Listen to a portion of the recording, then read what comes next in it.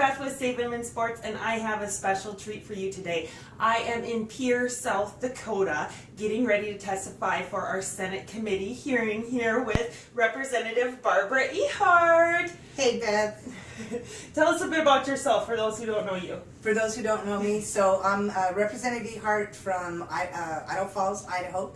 I am currently serving in my second term as a representative, and I'm the one who brought the Fairness in Women's Sports Act, first of its kind legislation that passed last year, basically preserving opportunities for girls and women in sports, saying that biological males can't participate on our side. Common sense issue, right? Common sense. It shouldn't be partisan.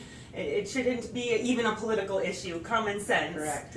So Barbara, when you're creating these laws and you're talking to the media, one of the biggest things we hear is it's not an issue, or it's only one or two athletes, that transgender athletes are such a small percentage that we don't have to worry about it. What do you say to them about that? I know on SaveWomenSports.com we have like over 60 males that have robbed titles from females, but what have you seen in your experiences as a coach? Well, maybe I can put it this way, because that's a great question, and too many people are looking at it very myopically, that, well, it's just one biological male, and, and to some extent, maybe they're right, it would be just one biological male taking the spot, say, of a basketball team, of the worst female player on the team, although I don't agree with that, because it takes away her opportunities, and who knows how she might have grown, but it's more than that. So as he systematically takes that one spot away, he also changes the dynamics of the team, and now the person who might have been the superstar or the leading scorer no longer gets to fill that role. But it doesn't stop there, because now every team against whom this biological males team plays, their roles all changes also, and that may trickle all the way down to a state championship. But let's take it one step farther, Beth. I mean, if you're really willing to allow a biological male on a team, then you have to systematically be willing to assume that if 12 biological males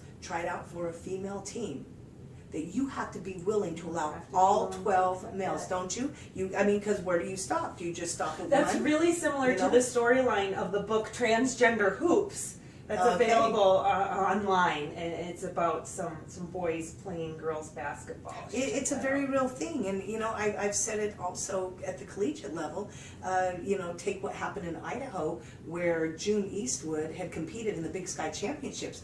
June had run for the University of Montana for 3 years as John, and then decided to run as a female, and so the last year John ran as June. And in our Big Sky Championships at my alma mater in Pocatello, Idaho, June ran, and in the Big Sky Championships in the mile, absolutely annihilated our women. And it's just not right. You can see that footage on our YouTube page. That's right. It's just, there are no words when you watch it to see. It's ridiculous that we're allowing this. Completely. And to think that somehow that didn't play a part in the dominance displayed there against our women is completely wrong, and they were disheartened, and it's just not right. And so it's these kind of real life examples that you're posting and we're talking about that I believe is going to continue to help us win out in the court of public opinion, because it's getting real and it's happening, and it's not just conjecture, it's actually happening. You can't hide that those two males in Connecticut have over 15 women's state titles and 85 championships. Just one boy showing up to a track meet for girls can put out several girls. There are several different events that they can enter into, and one girl, one opportunity is too many to lose, and that's why we won't give up fighting, will we? We will not give up fighting. It's so important, and as we know, that there are so many factors that we as women face that men just simply don't. And that's why I thought in 1995, when I was coaching at UC Santa Barbara, Nike came out with a groundbreaking ad called "If You Let Her Play," if you let me play sports, and it went through some of the things that will happen for us so many if you play. Like things. You're 60%, I think, less likely to get pregnant before you want to. That's a trait inherent to us. Breast cancer, exactly. More likely to leave a man that beats you. These are all inherent to young women. You know, that we don't share that same concern with our biological male counterparts. No. So yeah, these things are important to us. I know that's one thing that really drove me to push through, is knowing that I pushed through training through harsh periods, through miscarriages. It's something that males will never have to know, understand. and it is so hard, and the struggle is real, but we're putting our stake in the ground, as Linda Blade from Canada would say. Yes. I don't know where I'd be without you coaches. We appreciate that. It's a team effort, right? Correct. Something that I benefited from, I being so much older than you when I was growing up, it was I didn't have these opportunities, and I remember people asking me what I wanted to do when I grew up, and I would simply say that I wanted to play sports, and I literally was told that girls don't do that. And little did I know in 1972, when Title IX was passed, that it would change my life. I was an 8-year-old kid, and it changed my life. And it gave me the opportunity to play Division I women's basketball at Idaho State, and then I went on to have a 15-year college coaching career at 4 fantastic institutions where I literally know how the opportunity to participate in athletics changes lives for young women. Many successful athletes, male and female, so Absolutely. You know the differences. Oh, huge differences. And it's common sense, so we're so grateful that you are working to help support other states in getting their bills passed too. Actually, I'm feeling pretty blessed to be able to be here sharing this opportunity with you, Beth. What you have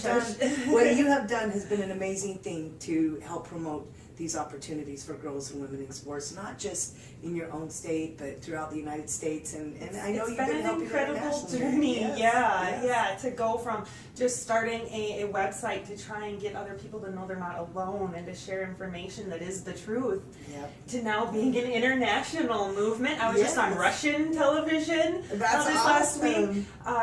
So it's gaining momentum, and we need to keep going with that power and that strength and that momentum, and keep pushing, keep the pressure on.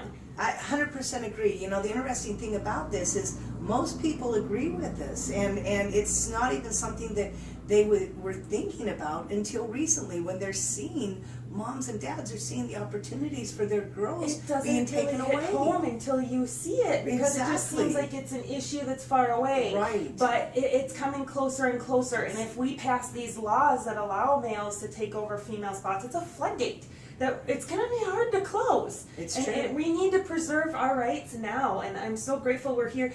I was here last Monday for the House Committee session, and that went well. Awesome. Then Wednesday, House passed it. Here we are the following Wednesday in the Senate committee hearing. And I have a lot of faith that this is that South Dakota will join Idaho in protecting females. You know, I do too. It's funny, there's so much actually that South Dakota shares with Idaho, from our booming economies, just growing. We're two of the fastest growing states, if not the fastest growing states in the nation. And one of the things that we have in common is just inherently we believe in protecting the rights of our women and children. And so to be over here and to help South Dakota push this through just feels right. It feels like it's a neighboring state that values the same things that we do, and that's important. So I'm like you. I'm pretty confident and optimistic that South Dakota will also get this done. And we have a handful of other states that are well on their way to pass their second hurdle. And from my count this morning, we're at 27 states that have introduced legislation just this session alone. And it's an awesome thing. That's even more than I had down there. That's awesome. Trying to stay on top of it. But we get calls left and right from legislators, from coaches, from concerned citizens, from athletes. People are waking up, and so just know that you are not alone. And no matter how small or insignificant you feel, your voice matters, and if it shakes, oh well, still use it, because it's going to make an impact. Barbara, I can't wait to testify with you later, and we'll share more on that. We will. You know, Beth, thank you. It really has been fun. We've been communicating for a long time.